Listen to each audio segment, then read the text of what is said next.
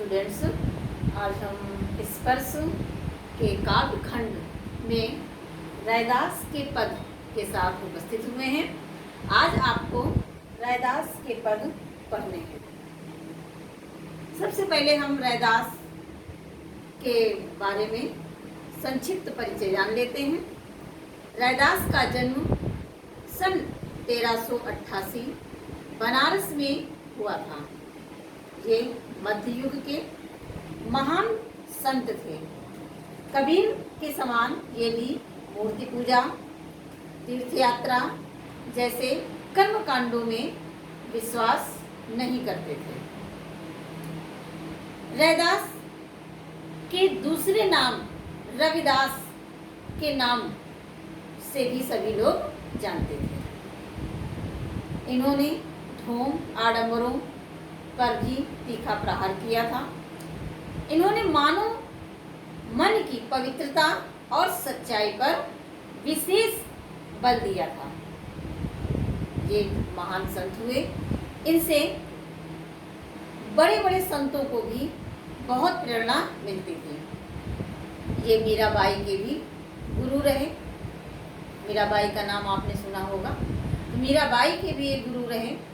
इन्होंने अपनी रचनाएं ब्रज भाषा में लिखी थी, जिसमें अवधी, राजस्थानी, खड़ी बोली, उर्दू, फारसी आदि शब्दों का भी समावेश था।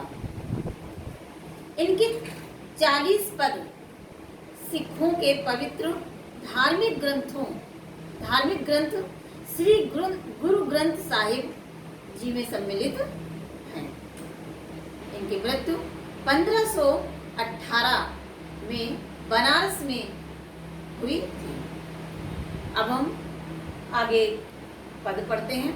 में रैदास ने प्रभु और उनके बीच क्या संबंध है, इसके बारे में वे बताते हैं। चलिए आगे अपनी क्लास को आगे बढ़ाते हैं। अब कैसे छूटे राम नाम रट लागे। रैदास कहते हैं कि हे प्रभु, हमें तो आपके नाम को रटने की आदत पड़ गई है। अब ये कैसे छूटेगी। प्रभु जी तुम चंदन हम पानी, जाकी अंग अंग बास समानी। बहुत सरल शब्द है, कोई भी कठिन शब्द नहीं है। प्रभु जी तुम चंदन हम पानी।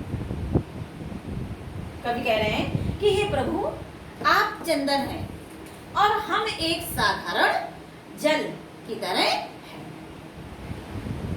जाकी अंग अंग बास समानी।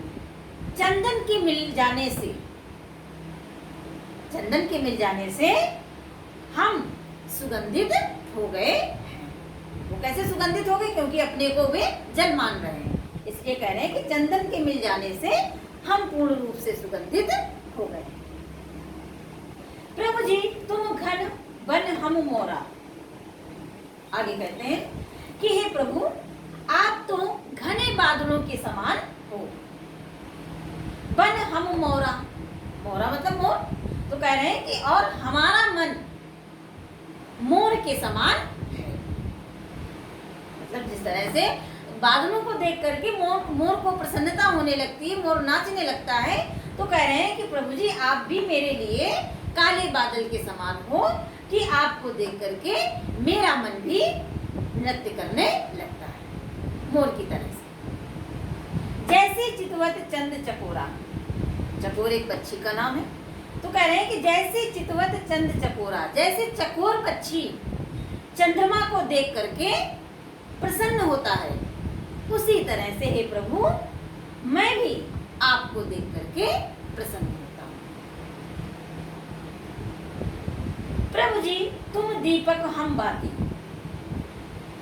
आगे रैदास कहते हैं कि हे प्रभु, आप दीपक हैं और हम उस दीपक की बाती, जाकी ज्योति बरे दिन राती। कह रहे हैं कि आप दीपक हैं जो दिन रात जलते रहते हैं और उस दीपक के जलने वाली बत्ती मैं। आगे कह रहे हैं कि प्रभु जी तुम मोती हम धागा। कह रहे हैं प्रभु आप आप अमूल्य मोती की तरह हैं, हम धागा और मैं एक साधारण धागा हूँ। मोती किसमें पिरोई जाती है? धागे में। तो कह रहे हैं कि हे प्रभु आप अमूल्य मोती हैं और हम एक साधारण धागा है, जिसमें मोती जब पिरोई जाती हैं तो उन मोतियों के साथ धागे का भी मूल्य बढ़ जाता है। तो कह रहे हैं कि आपके साथ मेरा भी मूल्य बढ़ गया है, आपके साथ मैं भी सार्थक हो गया हूँ। जैसे सोने मिलत सुहागा, सोने मतलब सोना। तो कह रहे हैं कि जैसे जिस तरह से सोने में सुहागा मिला दिया जाता है तब वह शुद्ध हो जाता है, उसी तरह से मैं भी आपके साथ शुद्ध हो गया हूँ। मेरी भी आपके साथ मिलकर के मैं भी अमूल्य हो गया हूँ। प्रभु जी तुम स्वामी हम दासा। हे प्रभु आप मेरे स्वामी हैं और मैं आपका दास हूँ। ऐसी भक्ति करे रैदासा। कह रहे हैं कि हे प्रभु ये रैदास ऐसी ही भक्ति करना चाहता है। हमें आशा है बच्चों कि आप लोगों को ये पहला पद समझ आया होगा। अब हम आगे बढ़ते हैं दूसरे पद की ओर। अब हम इसका अर्थ समझेंगे।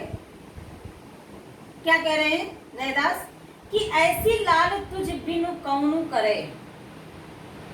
तो लाल का अर्थ आपको पता होगा, लाल का अर्थ पुत्र, लेकिन यहाँ पर लाल का अर्थ ईश्वर से है।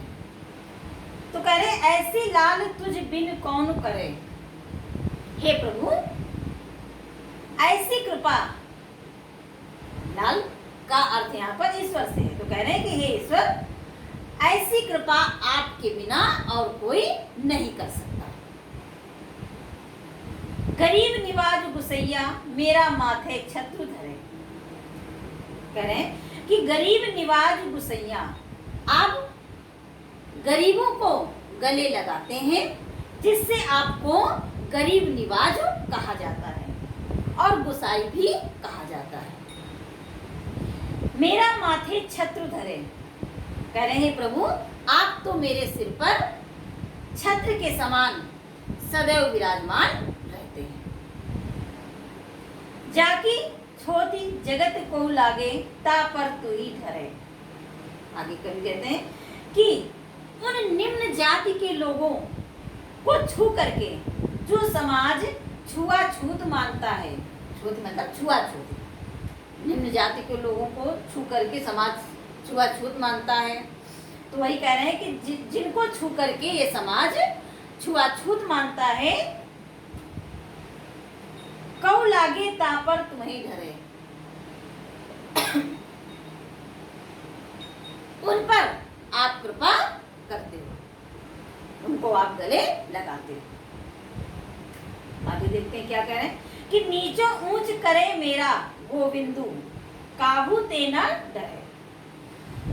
कह रहे हैं कि निम्न जाति के लोगों को भी आप समाज में ऊंचा स्थान देते हो। ये कार्य केवल आप ही कर सकते हो। गोविंद काहू तेना डरे। आप मेरा गोविंद, मेरा ईश्वर किसी से नहीं डरता। नामदेव कबीर त्रिलोचन सदना सैनु तरे। कितने कवियों के नाम दिए गए यहाँ? नामदेव ये भी कवि हैं, कबीर ये भी कवि हैं, त्रिलोचन ये भी कवि हैं, सदना ये भी कवि हैं, सैनु ये भी कवि हैं। और ये सारे कवि जितने भी हैं सारे निम्न जाति के हैं। इनका उदाहरण दे करके यहाँ बता रहे हैं कि जितने भी कवि हैं ये सब निम्न जाति के हैं। नामदेव एक बिल्कुल साधारण परिवार के थे। कबीर जुलाहा थे, वो भी एक जाति होती है जुलाहा। त्रिलोचन ये भी एक बहुत ही साधारण और निम्न जाति के थे। सधना ये कसाई थे, इनकी भी एक जाति होती है। सैनु ये नाई थे। तो इनका उदाहरण दे रहे हैं, कह रहे हैं कि नामदेव कबीर त्रिलोचन सधना सैनु जैसे निम्न जाति निम्न जाति के कवियों को आपने तार दिया। कैसे तार दिया? कि ये आपकी भक्ति करते थे, आपकी भक्ति के कारण ये तर गए।